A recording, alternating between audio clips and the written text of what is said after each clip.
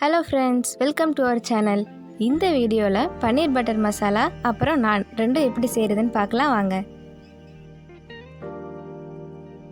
நான் செய்கிறதுக்கு தேவையான பொருட்கள் மைதா, பால், பேக்கிங் பவுடர், சர்க்கரை, உப்பு, அப்புறம் தயிர். ஒரு பெரிய பிளேட்டில் நம்ம எடுத்து வச்சிருக்கிற 1 கப் அளவுக்கு மைதாவை எடுத்துக்கலாம்.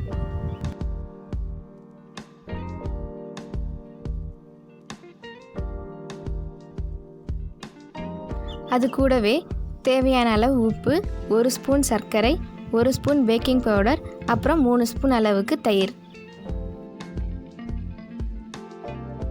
இப்போது இது எல்லாத்தையும் நல்லா மிக்ஸ் பண்ணிக்கலாம். பெரிய பிளேட்டாக எடுத்துக்கிட்டால் தான் பிசைறதுக்கு ஈஸியாக இருக்கும்.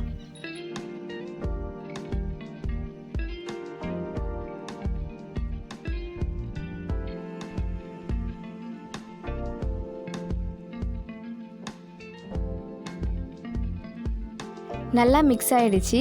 இப்போ நம்ம எடுத்து வச்சுருக்க பாலை கொஞ்சம் கொஞ்சமாக ஊற்றி நல்லா பிசைஞ்சிக்கலாம்.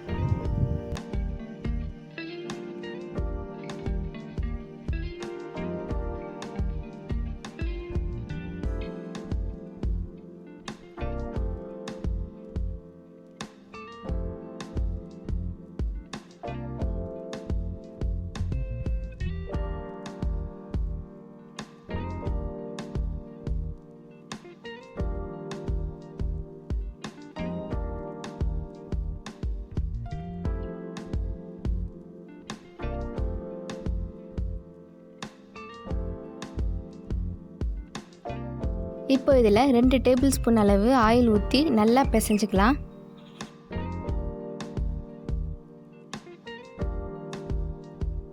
டென் மினிட்ஸ் நல்லா பிசைஞ்சிக்கணும். அப்போ தான் மாவு நல்லா சாஃப்ட் ஆகும்.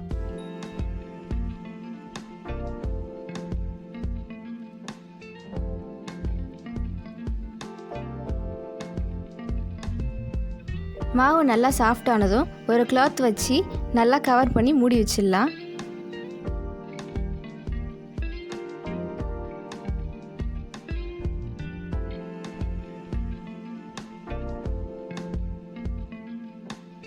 அடுத்ததாக ஒரு பேனில் 2 பெரிய வெங்காயத்தை கட் பண்ணி எடுத்துக்கலாம்.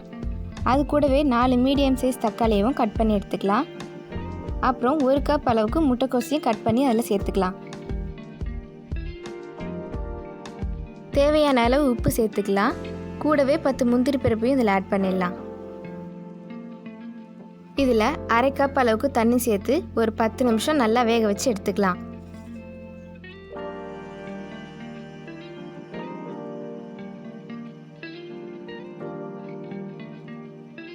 டென் மினிட்ஸ் ஆயிடுச்சு. இப்போ எல்லாமே நல்லா வெந்துட்டு ஆற வச்சிடலாம். ஆறினதுக்கப்புறம் ஐஸ் க்யூப் சேர்த்து நல்லா பேஸ்ட் மாதிரி அரைச்சி எடுத்துடலாம். நல்லா அரைச்சி எடுத்தாச்சு. அடுத்து மசாலா பண்ணிடலாம். அதுக்கு தேவையான பொருட்கள் பட்டர், ஃப்ரெஷ் க்ரீம், தனி மிளகாய்த்தூள், கரம் மசாலா, அப்புறம் இஞ்சி பூண்டு விழுது.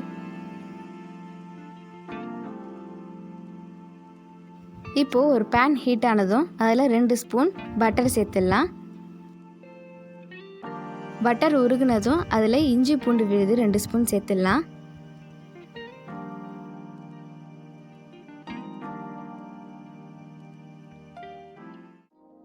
அடுத்து தனி மிளகாய்த்தூள் 2 ஸ்பூன் ஆட் பண்ணி நல்லா வதக்கிக்கலாம்.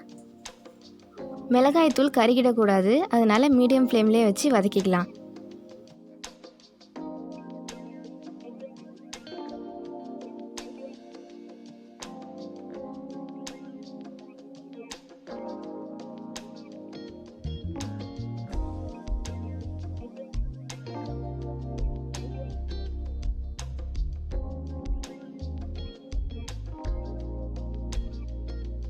நல்லா வதங்கிடுச்சு.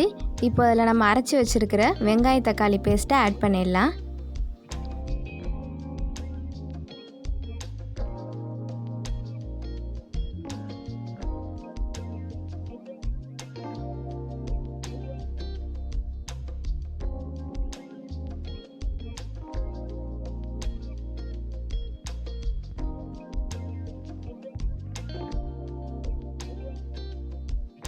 நல்லா மிக்ஸ் பண்ணதுக்கப்புறம் அதில் இருக்க அந்த பச்சை ஸ்மெல் போகிறதுக்காக ஒரு 10 மினிட்ஸ் நல்லா கொதிக்க வச்சுக்கலாம்.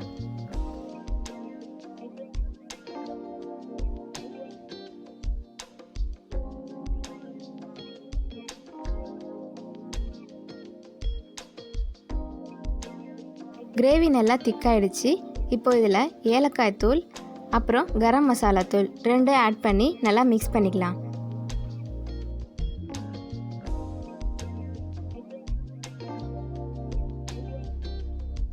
இப்போ நம்ம எடுத்து வச்சிருக்க ஃப்ரெஷ் க்ரீமை 3 ஸ்பூன் கிரேவியில் ஆட் பண்ணிடலாம்.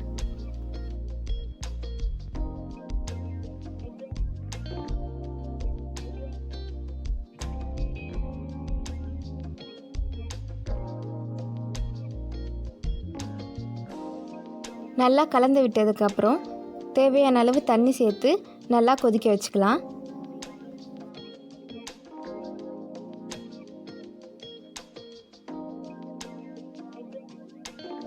ஒரே டைமில் தண்ணி சேர்க்காம கொஞ்சம் கொஞ்சமாக ஆட் பண்ணிக்கலாம்.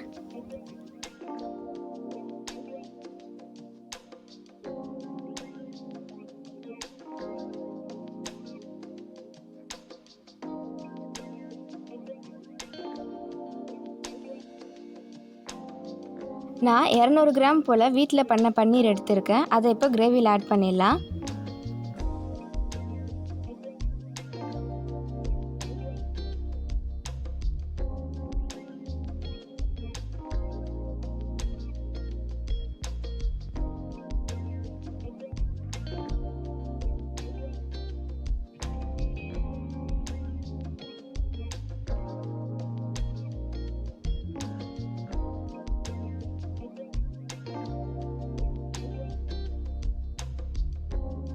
பன்னீர் சேர்த்ததுக்கு அப்புறமா கொஞ்சமாக உப்பு சேர்த்து நல்லா கலந்து விட்டுக்கலாம்.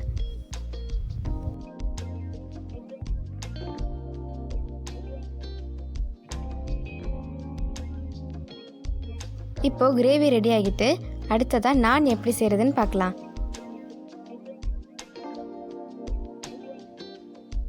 நம்ம ஊற வச்சுருக்க மாவை எடுத்து இது மாதிரி சின்ன சின்ன பால்ஸாக டிவைட் பண்ணி எடுத்துக்கலாம்.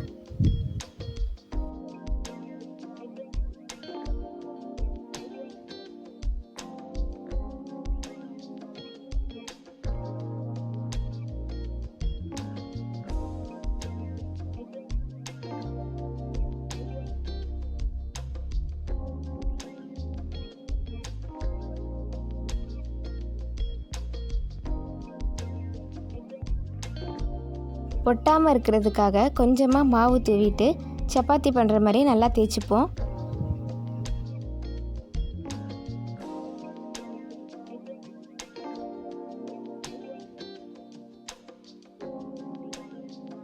மாவு திக்காகவே தேய்ச்சிக்கலாம், அப்போ தான் நான் சாஃப்டாக இருக்கும். கிறிஸ்பியாக வேணும்னு நினைக்கிறவங்க தின்னாக தேய்ச்சிக்கணும்.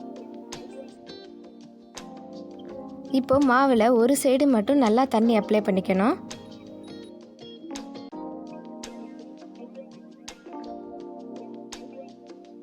தோசைக்கல் நல்லா ஹீட் ஆனதும் நம்ம தண்ணி அப்ளை பண்ண சைடு கல்லில் படுற மாதிரி போடணும்.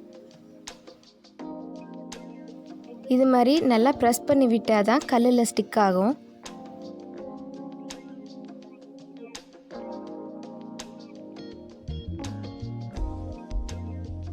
இப்போது லைட்டாக ஹீட் ஆனதும் தோசைக்கல்லை திருப்பி மாவோட மேல் சைடை டைரெக்டாக ஃப்ளேமில் காமிச்சிடலாம்.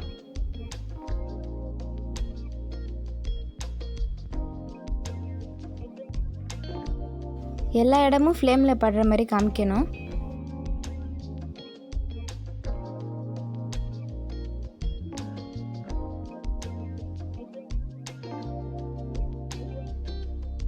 நான்ஸ்டிக் தோசைக்கல்லில் பண்ணோன்னா இது மாதிரி டைரெக்டாக ஃப்ளேமில் காமிக்க முடியாது.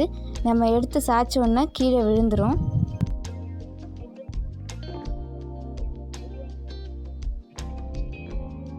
இப்போது மேல் சைடு நல்லா வெந்துட்டு அடுத்து கீழ் சைடு வேகிறதுக்காக ஒரு 1 நிமிஷம் போல் அப்படியே வச்சிடலாம். இது மாதிரி சுற்றிலும் எடுத்து விட்டுட்டு திருப்பும் போது ஈஸியாக வரும் எடுக்கிறதுக்கு. இப்போ பாருங்கள், 2 சைடும் நல்லா வெந்துட்டு அவ்வளோதான், நான் ரெடி ஆகிடுச்சு, எடுத்துடலாம். இப்போது நான் சூடாக இருக்கும் போதே அது மேலே பட்டர் தடவிடலாம்.